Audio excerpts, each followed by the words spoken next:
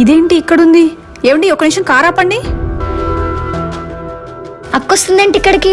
వీడింది ఇలా నాగ్గా చూస్తున్నాడు. ఏంటి ఇక్కడ వెయిట్ చేస్తున్నావు? ఈ రోజు బస్ త్వరగా వచ్చి వెళ్ళిపోయింది అక్క, నేను అందుకోలేకపోయాను, అందుకే ఆటో కోసం వెయిట్ చేస్తున్నాను. సరే కార్ ఎక్కువ ఇంటికి వెళ్దాం. హా సరే అక్క. ఎలా అయినా కనిపెట్టాలి.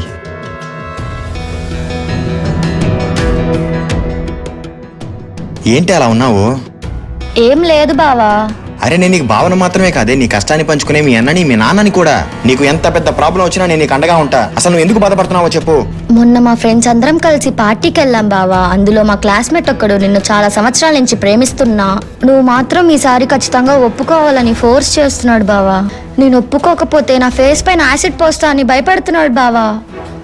నా ఫేస్ పైన యాసిడ్ పోస్తా అన్న ఊహే తట్టుకోలేకపోతున్నాను బావా. అందుకే నాకు ఇష్టం లేకపోయినా అప్పుడప్పుడు తనకి నచ్చినట్లు ఉండాల్సి వస్తుంది బావా.